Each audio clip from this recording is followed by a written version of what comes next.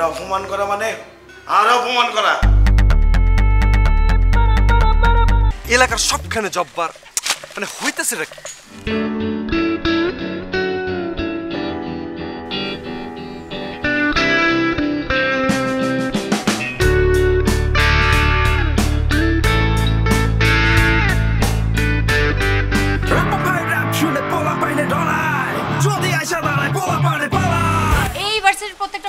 আমার সামনে হাত পা কাঁপে কথা বলার আগে আই তোর এত বড় সাহস হ্যাঁ তোর এত বড় সাহস